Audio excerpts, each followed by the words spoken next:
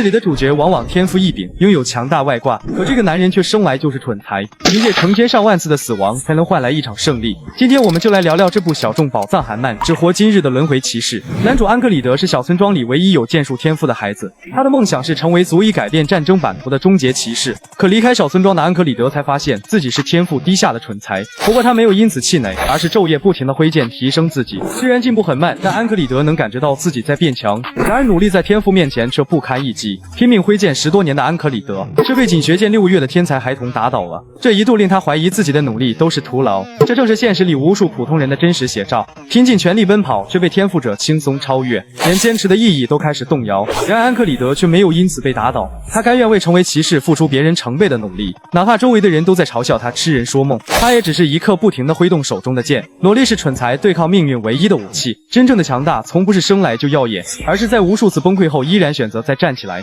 安克里德的坚持就是普通人最动人的英雄主义。拼命训练3年后的他成为军队中的问题小队队长，之所以被称为问题小队，是因为其中的队员虽然很强，但脾气怪异，非常难管理。残酷的战场很快便令实力普通的安克里德阵亡，可他却轮回到了死亡当天的清晨。这是因为安克里德当佣兵时接过其他佣兵瞧不上的帮助村民解决魔兽这种廉价任务。梦想是成为骑士的安克里德认为自己就应该守护弱者，天生的村民只给了他一个平平无奇的护身符作为报酬，而安克里德却因此深陷死亡轮回的诅咒。这份善良没有立刻换来荣光，却在绝境中为他打开了一扇以痛苦为代价的重生之门，同时也隐喻着如果你选择守护弱小，命运就会用最残酷的方式锤炼你。安克里德在战场上被敌方士兵用剑刺穿脖子数十次，那种极度的痛苦足以逼疯任何一个人。死神告诉安克里德，只要放弃挣扎，接受平庸就可以安息了。死神的蛊惑在现实中象征着的是内心的妥协，外界的否定，以及让普通人认命的所有声音。然而漫画中的安克里德却眼神坚定，怒斥蛊惑自己的死神。过去他曾向队员学习能提升实力的方法，却因为天赋平庸导致迟迟无法领悟，而安克里德偏要在生死之中进行感悟。上百次的死亡甚至令他学会了敌人的刺剑。安克里德不是没想过逃跑，但他也明白，如果想要成为骑士，就必须要翻越挡在自己身前名为天赋的高墙。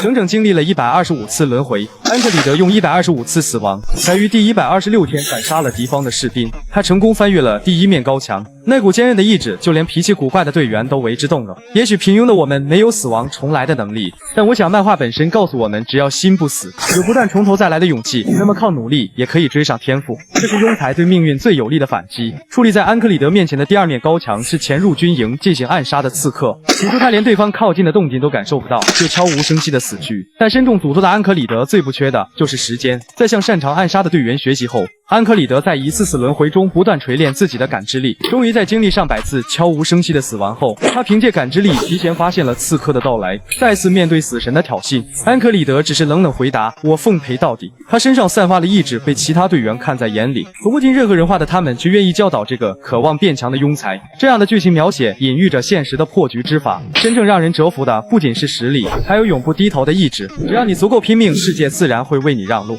强者也会愿意拉你一把。安克里德于不断的死亡轮回中，在剑术天才身上学习剑术，在肌肉怪物身上学习肉搏术，在顶级刺客和贵族猎人身上学习各种技巧。只要能变得更强，在此隔千次万次，他都甘之若饴。安克里德用无数死亡轮回，翻越了一面又一面曾经绝对无法逾越的高墙。他的天赋从未有过提高，力量却在一次次生死挣扎间不断提升。曾经看不起他的士兵都被其人格魅力折服，对其他人毒如蛇蝎的死亡诅咒却被安克里德硬熬成了祝福。环境和痛苦都没有变，变的是他早已把绝境练成铠甲，将死亡当成成长的勋章，从被死亡折磨至痛不欲生的绝望，成长为祈祷敌人能多坚持几次的疯狂。把死亡当成奖励的安克里德是个十足的疯子，这里的疯子不是贬义词，而是对命运最极致反抗的勇者称号。这部漫画想要表达的核心观点是：天赋决定你的起点，但意志决定你的终点。平庸从不是放弃的理由，而是拼尽全力活着的最好证明。真正的英雄从不是天生耀眼，而是明明一无所有，却敢于用命去搏一个未来。